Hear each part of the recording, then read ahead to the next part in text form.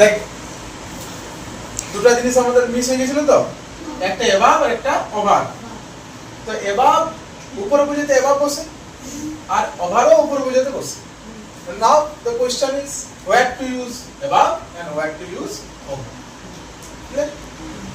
এভাবও উপরে বসায় বুঝাবে, আর এই ওভার থেকেও আমরা বুঝতে পারবো উপরে। কিন্তু এটা দুটো সিমিলার মানে নিয়ম আছে, সেই নিয়মগুলো যদি তোরা জানি যাইস তাহলে আমরা ওভার আর এভাব বুঝতে পারি তাড়াতাড়ি পারি। ক্লিয়ার? কি কি না এভাব কোথায় বুঝতে পারি না, ডাইরেক্টলি কি বুঝাবে, ডাইরেক্টলি সোজাসুজি ভাবে উপরে বুঝায় তখন আমরা এভাব ইউজ করব। ক্লিয়ার হইছে? যেমন দেখ এটা ডাইরেক্টলি বুঝাবে, সোজাসুজি ভাবে ডাইরেক্টলি কি বুঝাবে, ক্লিয়ার? যেমন দেখ এই যে সান সূর্য, সূর্য এই মানুষটার মাথার একদম সোজাসুজি উপরে আছে, তো তাহলে আমরা বলতে পারি the sun is above the head, মানে এই মাথার উপরে আছে। তাহলে এই মানুষটার মাথার উপরে আছে, তার জন্য আমরা ব্যবহার করব অ্যাবাভ। কি ব্যবহার করব? অ্যাবাভ। ক্লিয়ার হইছে? The sun is above this man's head, অথবা the sun is above the head. কি বলতে পারি?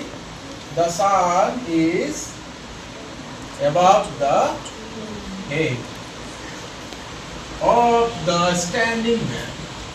এই যে দাঁড়ায় যে লোকটা আছে না, এই লোকটার মাথার একদম সোজাসুজি উপরে আছে, তার জন্য আমরা কি ব্যবহার করলাম? এভাব। ক্লিয়ার হইছে?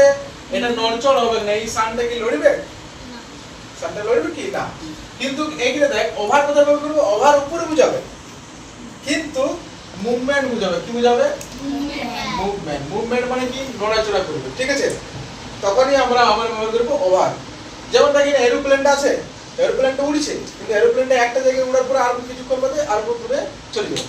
সেরকম পাখিটা উড়ছে, পাখিটা একটা জায়গায় উড়তে উড়তে আবার চলে যাবে। এই মানুষটার মাথার উপরেই তো উঠে এসে, তাহলে আমরা বলতে পারি the bird is flying over this man's head. Okay? অথবা আমাদের মাথার উপরে যদি কোনো পাখি থাকে তখন আমরা কি ব্যবহার করব? আমরা বলতে পারি the bird is flying, okay, dash our head। এখানে তাকা, এই যে পাখিটা উড়ছে এখানে আমরা কি ব্যবহার করব বল? এখানে এভাব ব্যবহার করব না ওভার ব্যবহার করব? ওভার। কি ব্যবহার করবি? ওভার। তাহলে এখানে কি বসবে? ওভার। তাহলে the bird is flying over our head। এখানে ওভার কেন হলো বুঝতে পারলি তো? কারণ এই পাখিটা এই মানুষটার সোজাসুজি থাকলে এর মুভমেন্ট হচ্ছে। কি হয়েছে? মানে এক জায়গা থেকে অন্য জায়গায় চলে যাচ্ছে, তার জন্য আমরা ব্যবহার করব ওভার। কি ব্যবহার করব? Over. The plane is flying over our head.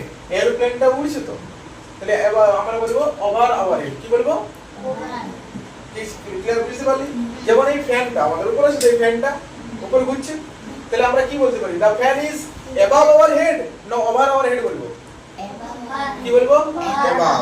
কেন বলবো? কারণ ফ্যানটা এক জায়গাতেই আছে আর অনেকটা উঁচুতে আছে, এটা তো মুভমেন্ট নেই, তার জন্য ওটাকে আমরা ব্যবহার করব অ্যাবাভ বলে। কি বলে? অ্যাবাভ। তাহলে আশা করি অ্যাবাভ আর ওভার দিয়ে বুঝতে পারলি, কোনো অসুবিধা? তাহলে এই ছবিটা আঁকলে এইটা দুটো সময়, ঠিক আছে? আঁকলে এক্সাম্পলটা লেখা দরকার, এই ছবিটা আঁকলে তাহলে বুঝতে